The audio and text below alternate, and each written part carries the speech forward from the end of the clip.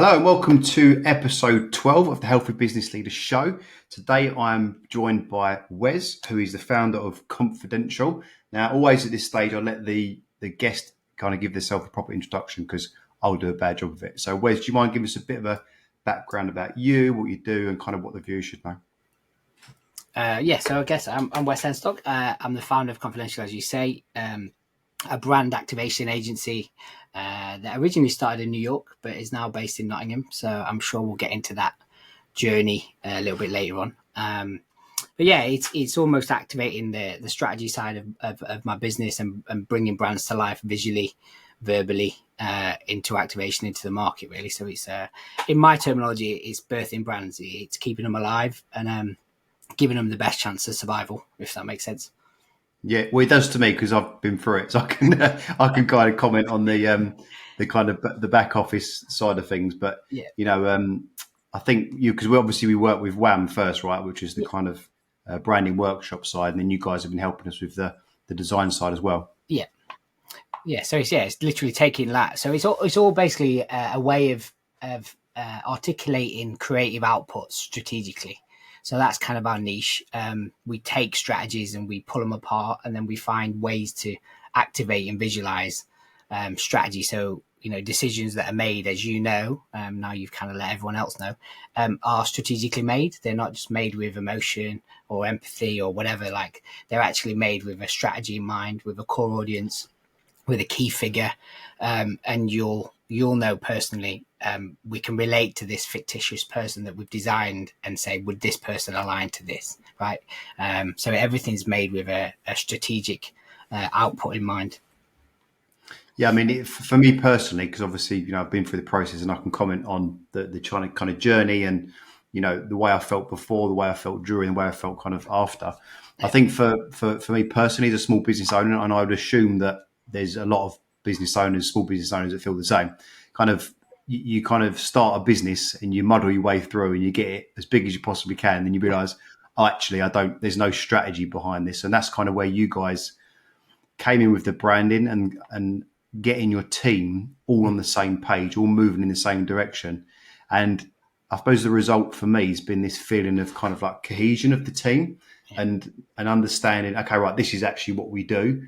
And then for me, I mean, even just over the last couple of weeks of just starting to activate it, as you say, it's giving you that kind of, every time you post something, every time you create something, every time you talk about something, every time you create, a new product or program, does this align with the brand and kind of, how we should be working? So for me, it's been transformational. And I know you've got tons of stories. So let's move into your personal journey, because you mentioned New York there a second ago, very briefly. So, do you want to tell us a bit about, your journey from kind of where you started and where you went to and kind of where you are now? That'd be great. It's a short show, right? I mean, there's a long story, and you know it. So, but no, I think to try to fast track it, it's interesting, like where I've landed and what I've become. Really, I think without sounding arrogant, but I kind of fell into New York. I have this interesting angle that every decision that's been pinnacle of my life and my career has been made by a woman, and that sounds really obvious but odd. But yeah, it started out as at school, at university, whoever's listening, me wanting to get into uni to basically please my mum in a cap and gown. Or her dream was basically to have me in a cap and gown, and she always wanted that photo. I never really wanted to go to uni. I struggled at school. I've always been creative minded.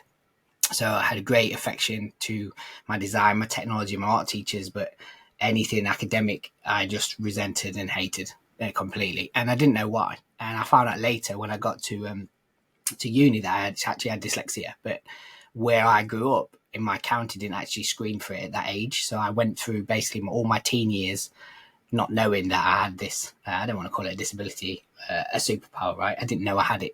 So what got me into uni to kind of make this dream come true, where my journey started, was I was basically, a photography student at that time, doing a fine arts kind of crash course into uni just to get a BTEC honours or whatever. And I always used to hang around the fashion lab because I knew all the girls would be there. No joke. So I just like mull around at lunchtime, and obviously you're trying to, like, as a young kid, 16, you're trying to find angles into girls, right? And so I used to go and sit in this, always the knitting class. I used to hang around at lunch. So I would like pop in at lunch, and before you know it, I'm trying to hit on these girls and that, but I'm starting to pick up the tools, right? And just mess around on the knitting machine, like an old like flatbed. And just one time, I'd been doing this for weeks, obviously, and just one time, this old lady called Geraldine walked through, who I didn't know, but she was the facilitator of the course. And she was watching me on this knitting machine, and she literally pulled me aside. She's like, I know your real reason why you're here, but genuinely, like, I've never seen anyone so talented on a knitting machine, like, wow, at this age. And I was like, whatever, like, you janking my chain, whatever. And she's like, no, like, I believe there's something in you. Like, if you want to put your work, or, work on a collection, put it in the show, you've got 6 weeks to do it. Think about it. And that's how she walked off. And it was almost like this tap on the shoulder, like, wake up, smell the coffee, right? So I thought about it, came back, and I did. I went back in, I said, right, how do I do this? I've never touched anything to do with knitting, fashion, sewing, anything in my life. I've always had an admiration for fashion, clothing, style. And then, in 6 weeks, I put this collection together, which was Gundam infused knitwear. So cyber, robot knitting. I was knitting with latex. I was weaving in random threads, fabrics. I got aluminium in there, like puffer coats, mad shit. Anyway, and in the crowd was the dean of Nottingham Trent University, and she pulled me aside after, and she's like, "I want to offer you a place." And I was like, "What?" Like, she's like, "Yeah, I want to offer you a place. There's 2 universities in the country that offer this as a degree, knitwear as a degree. Us in Kingston, like, the place is yours. There's 30 people on the course. You can have one." So I got in, right? So then this is where I fast tracked through the rest. I just wanted to lay this up. So then I weaved in and out of university, got through my first year, always struggled with writing. I remember I got screened, and I ended up getting a laptop and realizing I had dyslexia. So then you have more time to write. My creative, it answered a lot of questions for me, really. But I had a run-in with my tutor. My dad always told me, I come from a creative family, my dad always told me, like, when you're at uni, at school, like, that's your time to be liberal. That's your time to experiment, because once you get into the real world, you're going to be met with parameters. You're going to have to work to tighter briefs. So just go and enjoy it, right? And my dad was a pot thrower. He used to, like in Ghost, like, he was a pot thrower. Okay. Not anymore, but that was his hobby. And so I used to go home and, like, talk to him about it, and he'd be like, "Yeah, do this thing." We'd have crazy conversations about knitting. There's a bigger story behind that when I told him I was doing knitting, and that was kind of a Billy Elliot story, but we won't go there. I was having this running because I was getting briefs, and she was trying to tell me to knit jumpers and sweaters, and I wanted to do wall hangings, and I wanted to knit with wire, and I wanted to create. I always had this mad admiration with graffiti, which leads into my career, and I wanted to create graffiti through, like, jacquard on wall hangings and mad stuff like that. And I kept doing the brief with my take on it, and she basically just degraded me because I didn't do a jumper. Right. So just to piss her off, I decided to go for this. I decided to go to this internship interview that was in New York, right, working for a company called American Eagle. And I remember to this day, this girl called Molly Gamble interviewed me. I was late. It was snowing. I had trouble getting in. It was like everything was against me, but I made it, and interviewed with like 15 minutes instead of 45. And lo and behold, I got the role. I got the placement. So this was been in like the year before. So the year later is when I was going. So I went out in January of 2000, and 6 weeks into my role as an intern, this guy called Joe DeVersa comes out and basically says, we can't carry on internship programs anymore. There's been some internal conflict. So I was left on my Jack Jones in New York with a H1 visa. And luckily at the time, this guy called Frank Osman and a few other people, Vicky Lambourne, pulled me aside and was like, let's just try and keep you on as a freelancer. So they did. So they had me on as a freelancer. And I remember sitting down, and they were, again, another girl, Vicky Lambourne, was like, "Okay, what do you want to earn?" And I was like, "I don't know, like $7 an hour or whatever." And she was like, $7 is a coffee, right? And I was like, all right. So she literally wrote my hours what I wanted to earn on this paper. I didn't even see it. She just said, "You're earning this, right? Boom, put it in, end up freelancing." That started my New York life, right? So I then flipped from there. I worked for Levi Kids. So I found this niche in kids wear, weirdly. So I started working for Levi Kids. I went into my first big job was helping Puma North America relaunch in children's wear. So that led me through my fashion, and then fast forward through it, I meet the hip hop side of my life at that point. So I started working in like urban streetwear. I worked for Rockaware, I worked for Def Jam, Russell Simmons. I've worked for academics. I worked my way through. Then I came into contact with Damon John. He was a massive impact on my life. I probably worked for him for I still talk to him to this day on and off. I'm hoping to see him in a few weeks when I go back out. But he was the massive inspiration. That's where brand really started getting understanding of what branding was about. Didn't really activate on it, didn't do anything with it. I was still in clothing, but I saw how brands were being born. He was becoming more, back into the limelight on Shark Tank, and he was bringing in brands, and we were working on, getting an idea of each brand that he worked on, whether it be Sweet Potato Pie Man or somebody else, or whoever, Bomber.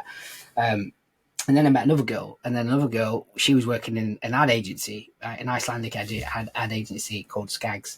And that brought me closer to what marketing and advertising was all about. And again, learning more about brand. I started working with her on a few projects. We worked, for PepsiCo, and did a green label art event and things like this. We worked on a store in Miami called ATC. And then I really got my teeth into it. And I'd transitioned from fashion into marketing and advertising. So then I start my way, and I work my way through. I'm trying to do some branding work, some marketing work, but I'm still in fashion. I'm working for DKNY Kids at the time, and we got called in on one lunch and basically said, today's your last day, tomorrow's your last paycheck, and they closed my whole division down, of children's wear. So I'm left on my own with 4 or 5 guys. And we basically just loaded up a car with anything we could take because we won't get any redundancy or anything. And we had a bunch of stuff, including computers. And we rode up into my apartment, all got drunk or whatever. And then the next day I was like, right, what do I do now? So I decided to use what I had and start up Confid3ntial. That's literally how it started. And my idea was, I'll be the face of the brand. I know a lot of people now in marketing advertising. I've got into that network. I'll just be the face, and then we'll act like we're a bigger agency. I would call on people I know in my little network, and then go back out and start this contract model, really, this hybrid, which now is okay. I run my business exactly the same way now, and I think after COVID it's working. So I'm with this girl, and I move into branding. So I used to work in a bar as well outside, and I just got asked one night, one Sunday afternoon, what am I doing on Tuesday, by this guy. And I literally walked in his office, and this was a company called SME, a guy called Paul Seward, and he was like, I want to help you back in, and I want to offer you the job as a creative director. But I was in this agency then called SME, which was a really big, I guess, industry known branding agency, which mainly worked in sports. So we were then quickly fast-tracked into working on the Miami Marlins, working with David Beckham, working with the Yankees. I was in brand, in my element, NASCAR, you name it, anybody in sports. That started moving me into rooms, and I got really inspired by this guy called Ed O'Hara, who's like the branding guru in the sports world. So I was learning a lot from him. And then obviously I got the call, which changed my life again. So I got a call on one Sunday night, and it was my dad telling me that my mum wasn't in a good place and I had to come home. So again, a girl impacts me again. I come back, I wrap up 12 years of New York in 2 weeks, pack everything up, move back to England. I'd been back once since in 2005. I've been back once in 12 years. So long time, big shock, came back home. Everything was all right. There was another girl involved in my life at the same time. So a girl that I'm now with, we were having long distance relationships in America. She was this side of the pond. I was that side. All this complicated, like a whirlwind romance love story in a movie, ended in a bad way. But I was back here. My mum was back to full health. I was then freelancing out of a kitchen in Muswell Hill because I couldn't find work for 2 years. I was thinking I've worked in New York for 12 years. I'll roll into a job here. And couldn't find work for 2 years. So I was still working out of New York, out of LA, out of a kitchen in Muswell Hill, it was a roller coaster. And then I met these guys that want to do a startup in fashion, and I had to create a brand. So I created this brand which moved me up to Leicester, and then from there, I started my brand journey again. But I realised I'd never worked in the UK, so I had to kind of take a few steps back to understand how the industry worked. It's very different to New York. It's very, I'm not saying New York's madman, but it's very dog eat dog. Like, you can get fired on the spot. I've seen it happen numerous times. That brown box and packing your stuff is real. Like, security just lifts you up and you go and you get your stuff sent to you. Like, that's how serious it is out there. But out here, it's very different. There's HR, there's managing, there's all this other stuff I'd never learned of. And I'm not saying I'm an evil boss or a shout and yell, but there's a very different way to managing people in America, especially in New York, than there is over here. So I decided to take a step back. I did some consulting for a company called Soap.com. Met this guy called Chris Bale, who's really nice, and a girl called Hilary Leam, who I've just done work with again, a lady. They kind of gave me my break and brought me into this bathroom brand, and I was behind the rebrand of this bathroom entity. And I got to flex my muscles, right? I got to kind of put Wes back into the UK, and I did, and it doubled its earnings, its profit in 3 years. We sponsored the national weather. We were on TV. We did a Christmas TV ad. We'd charioted this brand. We'd moved it so far. And as part of that, I was doing a lot of like work on myself, people management, emotional intelligence, which I use now. I've used it with you guys. And that was part of my deal. Like, I'll come in and work with you from consultancy into full time. I ended up spending 3 years there. It was never meant to be that, But part of this journey was me learning myself, me learning the industry, learning the UK way of doing things. Then I moved into marketing for a high net worth luxury brand company, and then right before the pandemic, I had another conversation with my dad, and he was like, what are you going to do now? Like, you can't go any further up than this MD, in your current position. You can't go any higher. What are you going to do?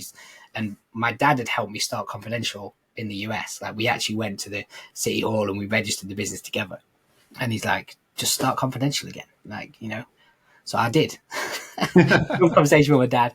And rolled into January, went to my boss at the time. They kind of knew it was coming. They were like, we were so shocked you'd not done this before. Like, I've been with them for about nearly 2 years. And so, down tools. And I thought, right, I'm going to get Confidential off the ground. I'm going to try and use the same model. And that was in the January. And then obviously in the March, pandemic hit. And that just fast tracked everything after that. Like, I had the model set up. I knew people in New York. I knew people here. People on furlough. I was taking them out of furlough to bring them on a team. And we literally worked right the way through the pandemic. To this day, it's been crazy. We've had, additions. We brought other people in. We've got a core team, I think and my wingman is John. That's kind of the two of us, and everyone else is people that we pull in when we need. But that's kind of been my journey. Like, I've cut a lot out, but there's a big chunk of that is how I'm back in the UK. Now I'm back with the girl that, we had a breakup with. I've got 2 kids. I've got a house. I've got a business. And I'm back in Nottingham. So I've kind of done full circle, which is, you know what I mean? What a journey, man! Like, there's a lot in there. There's a lot to unpack. Is there a kind of a theme that I could pick up? And maybe you're aware of this anyway, but there's been people along your journey that have seen like amazing talent in you, and then they've picked up and given opportunity. Would that be an observation? Yeah, I would say that. I'm a big networker. Anyone you speak to, the more you know me. You've known me for a while now. I'm a networker. I like to get into a room, and I'm quite weirdly, I'm like an introvert, or this new term, right? I'm an introverted extrovert, where I actually struggle, but I know what I can deliver, what I can give is valuable. So I put myself in situations to grow networks, to grow rooms, to get myself out there. And I think it's that, like you said, that allows people to see the real me, and the real me is kind of what you get. I don't really hide too much. I'm hearts on my sleeve 90% of the time, 99% of the time. And I think that vulnerability, and I've said it in numerous other talks, like, vulnerability is what's got me there. And I think showing I'm vulnerable shows the real me, shows my real talent, and then people see past that and give me that chance, right? Give me that, that break. And it's worked, and I'm really, appreciative of people that's led me on this journey, and I still talk to them to this day. I still look back, on people that's inspired me. Another guy called Stern Rock. He was my boss at Academics, which is the clothing brand in the urban world. I don't think it ever made the UK. he leveraged me massively, like in my career, you know, and he's now living out in Hong Kong. He's an artist, and we still check in, you know, and that's going back 20 years, you know. It's just important for me to keep those relationships, you know, and you never know what's going to come back. Yeah, and you know we haven't known each other for a short time, but it sounds like you're very loyal. Once you've kind of built that connection, you know I've experienced it myself. You know, just in the small time we've known each other. But yeah, you're kind of willing to pass that forward as well, right? Yeah, I think it's worth it. Like over delivery is something that I've preached all my life, right? Yeah, and my business coach will probably listen to this and he'll kick me when he sees me next. But over delivery is the thing. Like loyalty is one thing, and my missus gets so annoyed at me because anywhere I go, she knows where we're going to go. Right? If I like a bar or I like a barman, I'll go just because I'm loyal to that person, right? And I'm loyal to that. In cities, places, even where I live. But I like giving back, and I think giving back is the way that I enjoy life, and I succeed through others, and that's why, you know, getting into level C and the things I'm doing with Numia and Andy Starr and giving back's like the huge part of where I want to land. Right? I want to land in giving my journey and my education and my knowledge back to people, because that needs to live on. You know what I mean? Is that kind of where you see yourself going more into, you know, that kind of mentorship, that side of things? That's my landing. That's where I want to go. I've started planting seeds now. Like I said, I've got a little mentorship program which started out on this strategy I had of giving 20% of my work week away for free. So I was helping people through, and I've got about 7 or 8 people now out into society doing things, learning from me, committing to them weekly, monthly. And then, you know, I decided, right, I'm gonna try and make this work as a model. So I want to cap it at 5. I've got like a pay-as-you-go prepaid you know, way of working where my mentees can use me whenever, however they want. And they just buy my time basically, and then they can pick my brains in whatever it needs be, if it's frameworks, if it's facilitation, if it's guidance, support. I think the best examples I have is when I've actually got a real time project happening with them, and I'm helping them along the way, right? So I'm kind of like their little wingman in the background, just keeping up. I need help on the proposal. I need help on this. I need a framework for this. I need to set up for my workshop. What should I do? Like that's working really well, because I'm kind of like that little, like I said, little wingman, little like Jiminy Cricket, just making sure that everything's all right. Do you know what I mean? And it works for me, definitely. That's powerful, though. I think, you know, if there's more people doing that, it would make. I mean, I can only comment on my industry. It doesn't really exist within this industry, not that I've seen anyway. But I made a conscious effort to, because I remember what it was like when you're just starting out and you're 20 years of age and you haven't got a clue, and you're kind of looking down the barrel and going, "Where do I even start with this?" Right? I think having someone going, "Why don't you just kind of focus on this and try this?" Right? Is helpful. Yeah, definitely. And it's just a bit of guidance, parameters. I think that's what I've always needed. And these people like Damon John, like Carl Wagner, like Ed O'Hara, they've given me this parameter and almost given me a chance to like pick and take advice. Right? It wasn't given to me, but there was almost like I was presented an opportunity to say, right, I'm here. It was never verbally discussed, but like I'm here, I'm in front of you. Use me, you know what I mean? And like with D and whatever, I would go in and ask for stuff, and we'd work on, and we had a weird relationship, like we still do, which I love him. But you know, it was never like he'd ask me to do something, and I'd never talk about money ever. And when I worked for him as an employee, definitely, but as our relationship went on, I'd pick up side work from him, and you know, we'd never talk about money. Like he'd like, "Shoes, you know, I've got this brief for you." That was my nickname from him, and I'd do it, and I'd never talk about cash, and I'd just see just some money appear in my account. Like it was just because we had this relationship, this give and take, right? I would over deliver, I would do whatever he wanted, and he respected me and gave me that back. You know what I mean? And it goes back to loyalty and this opportunity to use these people around you as inspiration and as a driver to create these parameters that you need to live in, and you can just. As long as you keep going in that right direction and you stay in line, it's a bit like what I'm teaching you with brand. Like we know where we're going, we just have to stay in these parameters. These are your guidelines. This is how we talk. This is how we look. We just keep aiming that way. We can only go in the right way, right? And a little parallel there. I've never thought of that way. But yeah, I mean that concept was kind of totally new to me when I remember going on that chemistry call with you know, with the WAM guys, you guys, and you kept using the word collaboration, which kind of stuck with me because.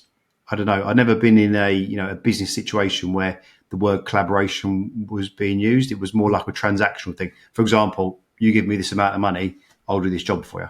Yeah. Whereas it felt when we went through that process, I know I know in hindsight it's really important, that feeling of collaboration. And you said them guidelines just kind of keeping you moving towards a goal. Yeah. And there were moments in that brand workshop where you kind of think, "What this is tough, right?" But that kind of feeling of always you guys putting us in the right direction kind of keeps you moving forward. Yeah. Just trust in the process, right? Yeah, and that comes with experience, like running rooms. You know that if I didn't do that, or me and Martin and Ash didn't do that, you'd just be left. You just get that to that moment, and that awkward moment, and everyone gets to where do I go now? What am I doing? I don't know what I'm doing. I don't know how to answer this. I don't know. And you just hit a brick wall, and then you get this awkward silence in a room. And weirdly, I've witnessed this. I've witnessed this in my career, and I've learned from that. And you have to just almost look for the little openings, look for the little nuances, and just kick it. It's like kicking a can around, down the street.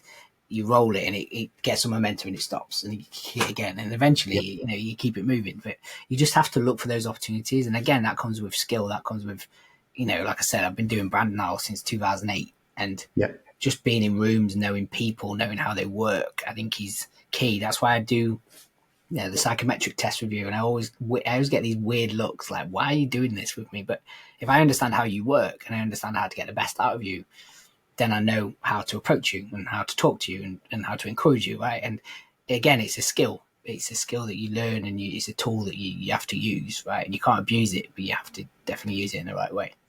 I can't see AI taking this job over anytime soon, can you?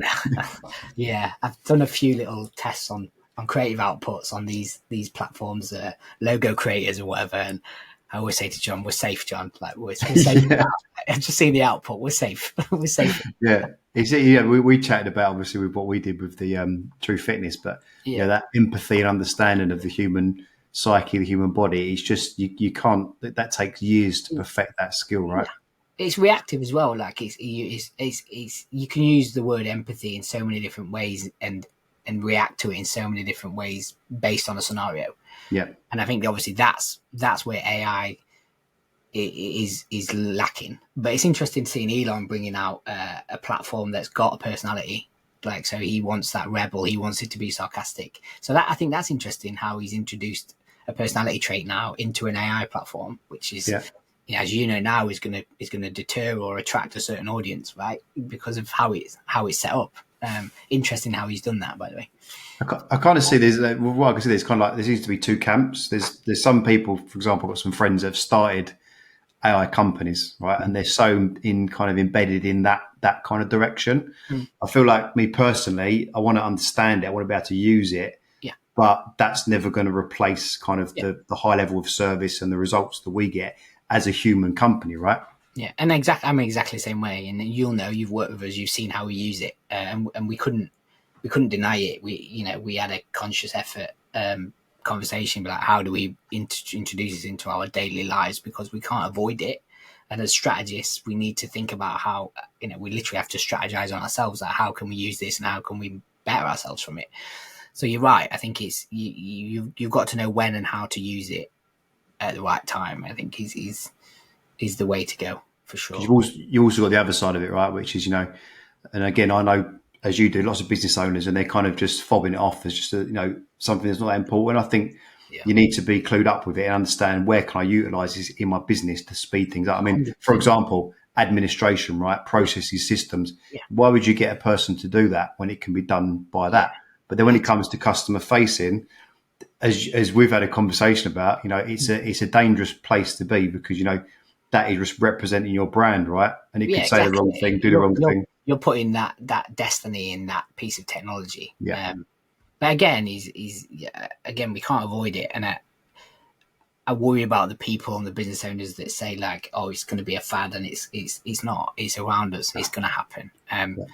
I always relate back to any Bjorn movie. Like, if we look at Bjorn movies, anything that's happened in the Bjorn movie pretty much comes into society later. And I don't know if it was ever pre-written that way, or technology was introduced because they knew it was going to come and we were kind of tampering the audience or the world ready for it. But, odd things like facial recognition and everything that's been in a Bjorn has actually happened. And we can't avoid it, man. Like, we've got to live with it. It's going to be our lives. And and that's it. And it's clever people now that's utilizing it as a positive. Like if you look at the recent, Fiverr campaigns about, I don't know if you've seen it, but just check it on LinkedIn, you'll find it. But they're basically using copy to basically say like AI changed my life, right? Or ruined my life, or whatever that changed my life thing is. And then the small print is for good. And they're trying to now promote, creatives that are using AI as a tool, because they've realized that rather than avoid it, liberate it, let's leverage from it. Yeah. But yeah, you're right. I think it's finding how to use it and what to use it for to leverage you, because it'll make you better. It will do. I just don't think we can abuse it and try and use it to replace things, like you said, that are human generated, because that's the key. And I think we've chatted about how Google's now on the right path to find human, created content and not AI created content, and they're going to start pushing that because it's more important, right? It's more valuable because it's real. So there's already a step ahead that's rebelling against it, right? Yeah. It does worry me that kind of some people, they're just becoming very lazy and they'll never actually type anything ever again in their whole life. We've kind of gone from pen and paper to writing beautiful letters and drawing pictures to kind of, not doing very much, which worries me. I've got young kids like you, and my kind of thought is like, how do you inform your child so they understand it, but also make sure they we always think about our childhoods, right? And we lived through a phase where that stuff didn't exist, but it'd be nice just to kind of keep them a little bit in tune with the fact, that creativity you've got inside of you. Yeah. That's the important stuff, right? So it leads me on to really an obvious question, right? Because you're very much in the branding and design space.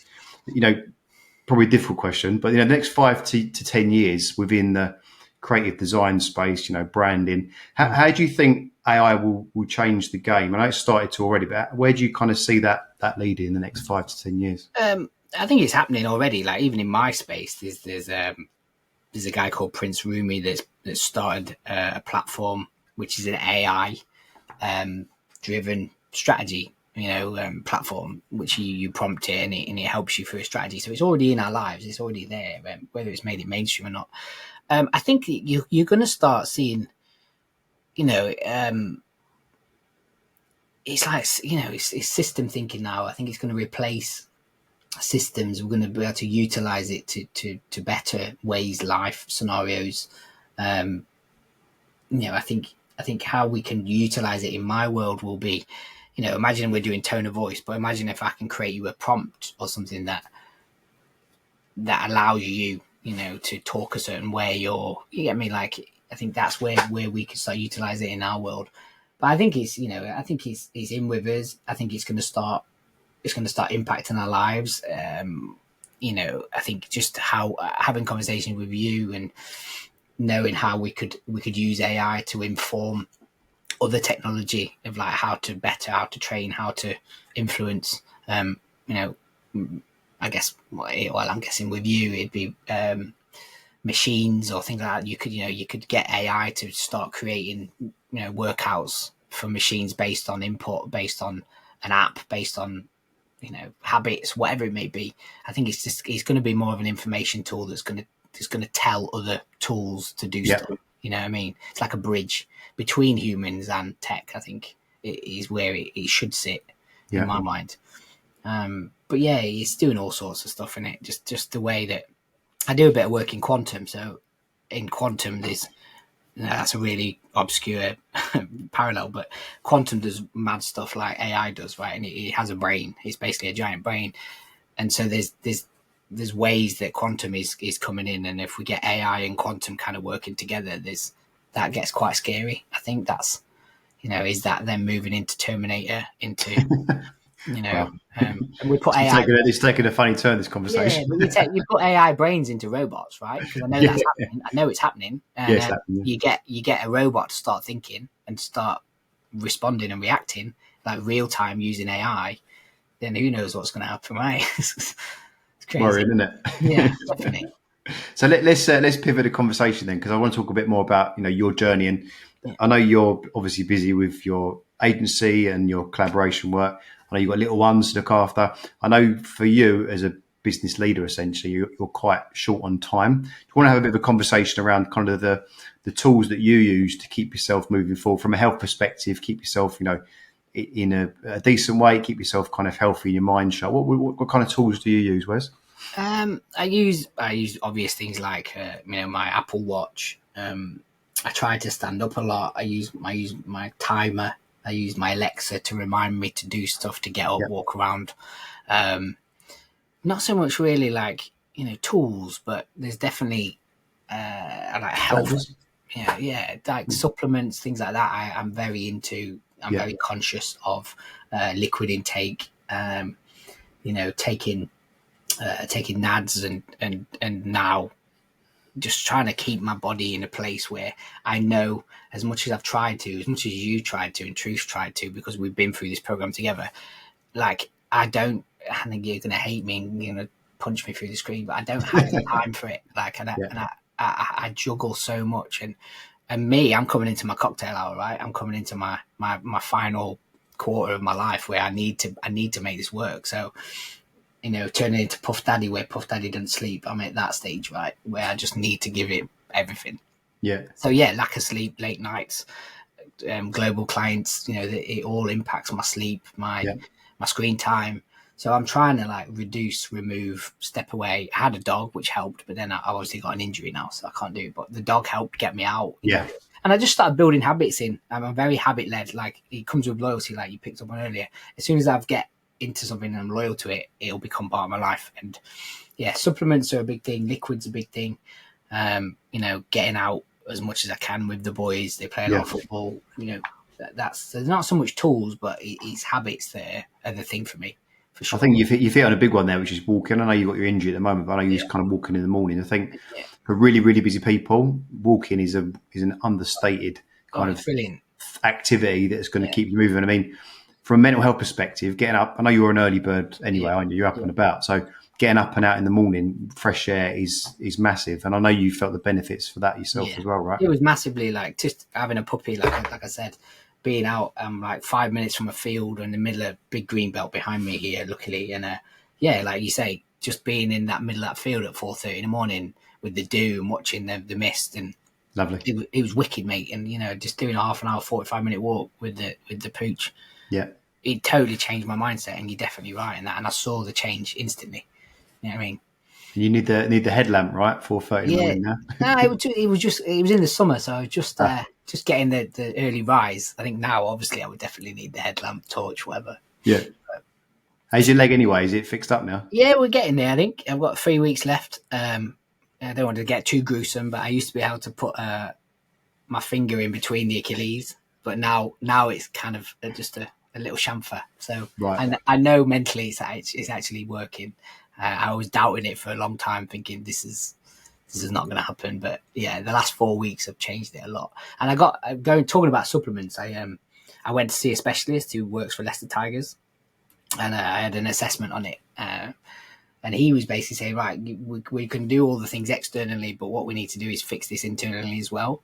So he gave me this like supplement routine, man. It was like, I have to take like 6 things every day. It's crazy. I'd never even heard of these things. And he's like, you need to take this. Like, right. What are they? Can you remember the names? I've got them here, mate, if you don't mind me stepping over. But one of them's collagen. Yeah, collagen. So collagen, marine collagen is good for tendon thing. Arginine. I don't know what arginine, that is. Yeah. Bromelain, marine collagen, and then he specifically said vitamin C and rosehip. So I've got that on top of kind of like my daily kind of NAD stuff and my TMZ. It's helping you to heal that joint up, isn't it? Yeah, internally. And weirdly, I'm not just saying this, like ever since he told me that, which was probably about 6 weeks ago, I don't know if this is fate, but it started coinciding with me seeing the dent getting. It was weird, but brilliant. Fair play to him, man. Like, helped me out a lot. Really, and he obviously he works on rugby players, but 24/7. So they're always broken. They get battered. Yeah, exactly. Yeah, he's like they're on supplements all the time, just fixing their body up. 100. Yeah, that's really helped, and I was really like blown away by the level of detail this guy went into. Just understanding how our bodies work, how our tendons work. It was crazy. Yeah, and again, that's something AI can't do because Yeah, he's giving something specific there which he's tried on a human before that's yeah, worked, and yeah, also your weight, your height, your activity yeah, level. He knows yeah, what to give you. So that's yeah, an expertise. The thing that worries me that I do hear people kind of creating protocols from AI, and again, it's not going to take into consideration so many different aspects of you. Like he knows about your injury, how you did yeah, it, specifically what you're looking to do, and it's not kind of like it's not a 1+1 = 2 situation. There's a lot yeah. of moving parts to that. Yeah, you're right. I think the one thing you've hit on there is he asked me my objective, right? Yeah, And he said, what do you want to do? And I was like, oh, well, I want to go back to competing again. And he said, well, that's going to be tough because you're always going to have that weakness, but yeah, we can build it up in a certain way that can get you back out faster, right? And even just little things saying like, we can't neglect your right leg. We can't neglect, what's happening to that and how this injury is impacting the right hand side of your body, right? And he's like, if we keep that in peak condition, then when you're out of this cast, it'll get you back moving quicker, right? And it will get you back moving with the boys. And I gave him the same story as you. It's weird. Like, I just want to be back with my kids. Like, yeah, my little boy's accelerating at football and, playing big teams. And, he's only 7. I want to get out there with him. I want to, I'm that dad now that rocks up at Forest or whatever on crutches, and every parent knows me, just because I'm that guy on crutches. I'm that guy. yeah. Yeah, it's a bit mentally challenging, I think, as I've said to you, but we're through that now, I think. Yeah, Sure. I think you hit on a great point. Then it's like that being able to play with your kids. I mean, if you have got young kids, I mean, obviously you've got an injury, but Yeah. many of the kind of people that we work with, they're similar age to you, and them playing football with their kid is just not possible because Yeah. they're out of shape, they're overweight, the condition's so bad. I mean, for me, my son plays football. He's 6 as well. Mm-hmm. It's like playing football with a whippet. Like the way they change direction, their center of gravity is just crazy. So, I mean, I'm quite fit, right? And for me to keep up with them is difficult. If you're trying to do that as a 37-year-old, 41-year-old, 42-year-old that's 20 kilos overweight, it's just not going to happen. Definitely. So it's just really interesting you hit on that point because, playing with your kids is so important because they're only young for a little while, right? Yeah, that's a goal, right? That's why we started this conversation 12 months ago. And in hindsight, I can say in front of all the listeners, so you can verbally bully me. But my quote was like, "I just don't want to go out on a football pitch and break myself." This is recorded, And 12 months later, what did I do? But my fear was that. My fear was like not being able to run around with the boys. My fear was like feeling good about myself, making sure my missus fancies me, like all these weird emotional things that I was hitting when I got to like 44, and I was just like, I want her to fancy me. Like I want to make sure I'm in tip top condition. I want to make sure, like, as a dad, that I look like I'm fit and I know I'm doing against other dads. Like all these weird, like, emotional things hit me, and that is literally why I wanted to try and change my life. And don't get me wrong, we didn't last because I couldn't find I was accountable for that and I couldn't make it work. But you've impacted me in a way where I do think about things now. And when I was back fit, I'd be like, I timed myself on a lot of stuff. That's what I've started doing. I started challenging myself. And it might not seem anything, but I was having a conversation with Ash about it. Like, challenge everything you do. Like, when I get in the shower, like, I know Protect Your Neck's like 7 minutes and 36 seconds long. And I want to shower in 7 minutes. And I put it on, and I'm like, play it, and then I'm in and out. And then if I'm going up and downstairs, I'll be like, right, I'm going to go up and downstairs 13, 15 times. I'm going to time myself, right? And just doing stuff like that when I'm in and around, just trying to do the littlest of bits to keep myself fit. Do you know what I mean? Yeah. It sounds odd, but I know it probably. No, it's great. It's just those tactics. Like, you're bonkers, mate. But it's them tactics, only if you've not genuinely got no time. I mean, we say it to our clients. If you're going to commute into work every day, leave 10 minutes earlier. Just walk a bit further, or go up the stairs rather than go up the escalator. You're doing it every day anyway, so just take 10 more seconds. And I was conscious of that, and that's just talking to you and your team. Like, if I have to nip to the shop, because 9 times out of 10 I'm working late and we've got no food in. The kids are getting bed at 8, and I'm like, we've got no food, right? So it's like, let's just walk to the shop rather than just drive because it's 5 minutes. Let's take 15 minutes and walk. Take a shopping bag. And I know it's weird little things, but that's what I started changing. And now it's common. It's common nature. Compounds, right? Yeah, definitely. It all adds up without a doubt. Marginal gains, as Allardyce would say, right? Yeah, absolutely. Well, Wes, that was fantastic, man. I really enjoyed that chat. We're up to kind of 45 minutes now, so I'd like to kind of stop it there. But where can people check you out? Where can they, check out I'm Confidential? normally roaming around LinkedIn quite a lot. I think if you hashtag brand advisory lyrics or you search my name, you'll see me and the way I kind of talk about brand through verse. Quite niche in that. Obviously, we've not touched upon that, but yeah, that's where I am right now. Confidential.com with a free, but mainly Wes Henstock on LinkedIn or weshenstock.com. You'll find me, and you can get to know a little bit more about me, I guess. Yeah, I mean, if there's anyone watching this as part of my audience that wants to learn about brand, Wes and his team are incredible. So do please reach out because I agree. Like, just jump in my inbox. Like, I think you've worked out on this call. I'm quite loyal and open to getting to know people. Yeah. If you want 15 minutes of my time, there's a link in my bio. Just drop in and let's just have a chat. You're not the guy that's got the profile that you have to have an email to connect with to chat to, no? Definitely not. Definitely not that guy. Hate those guys. All right, mate. Thanks for your time. Brilliant. Thank you, Wes. Appreciate your time, man. Appreciate it. Thank you.